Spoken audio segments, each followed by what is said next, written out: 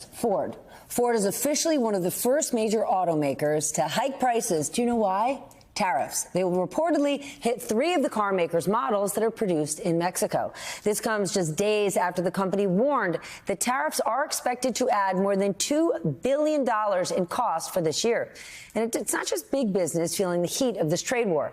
The latest small business survey finds that nearly 80% of business owners are really concerned about tariffs. But some small business owners we have spoken to have said they're worried about speaking out publicly. And that's what I want to talk about. My nightcap is still with us, Dan. This blows my mind because we talked to all these different small businesses, many of whom were the same businesses we talked to during COVID 5 years ago, who are normally clamoring to tell their stories on television, right? Like they do not get press. They don't have any big budgets. These tiny businesses, right? I'm talking restaurants, I'm talking retail stores, toy stores, are afraid to just explain the state of business, not complain about politics or politicians. They're afraid to talk about their business woes because they're going to face some sort of retaliation. What does that tell you? Well, I mean, listen, the retribution that's gone on in so many different levels. I mean, we could spend 8 nightcaps talking about that. I think the small business aspect is really important. When a small business owner, when they lose their business, they don't get it back. It's gone, right? And it has so many other repercussions on basically, you know, their families and how they deal.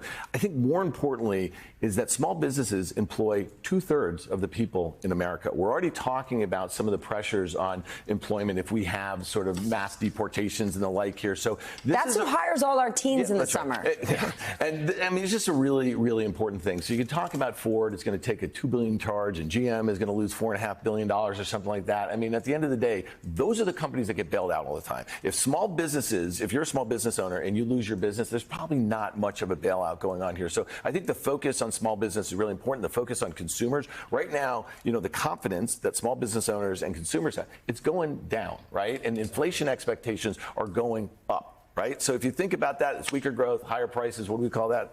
Stagflation. Here's the other thing. And I'm going to sound like a total nerd, not to Dan. Think about regulatory capture, okay? When suddenly, right after the financial crisis, when the regulators come in and say there was a huge problem, we're going to slap new regulations on banks, right? Big banks, they don't like it, but they can afford it, right? JP Morgan, if you said you have to hire 1,000 more compliance officers, they can afford it. But when they do that, small banks, mid-sized banks get strangled over it. We're going to see the same thing happen to small businesses because, yes, this is going to hurt Walmart, Target, Kohl's, big box stores, but they'll weather it.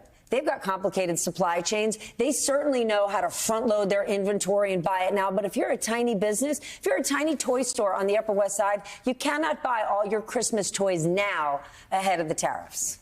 Yeah, no, it's a very fair point. And I think that one of the challenges for Donald Trump's party, less so Donald Trump, is they have done a good job of reframing themselves as the party of the people, the populist party, right? And they've done that by focusing on culture war stuff.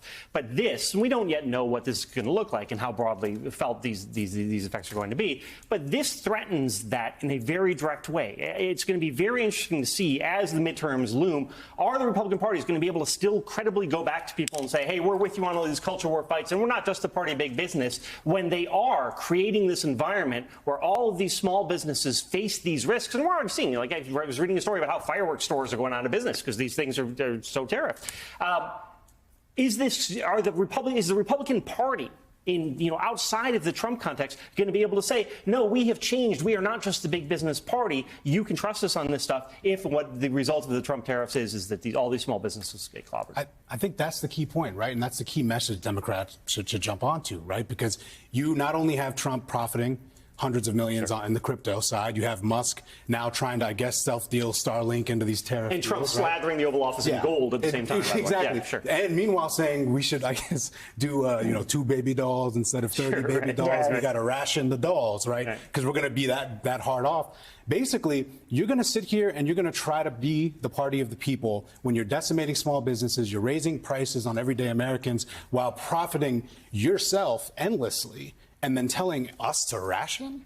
That is not going to be a message that carries into the midterms, and Democrats need to jump on that they shouldn't get too wonky and just focus on the impact on everyday Americans. We are a service economy. Hospitality is a huge portion of the United States economy, and we have to think about how tourism is going to be impacted. The New York Times reporting today that we are looking for ticket sales from Canada in the U.S. this summer. They're already seeing it down over 20%. So this is going to have a direct impact, right? Dan spends his summer in Maine. I'm sure it's filled with Canadians who will not be in Maine this summer.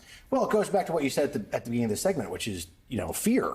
That's a different political conversation that we're having about this economy than we had maybe about Joe Biden's. If you're talking to small businesses who are perfectly happy to blame the president and talk about what's going on in the economy, the last time the economy was bad, but this time they're not, that's a different political environment to have this conversation about prices in. A situation where foreigners don't want to come to the United States, in part maybe because they're mad about some political rhetoric, but also because they've been searched at customs. They've been arrested. They've been put in jail in ways that they haven't been before.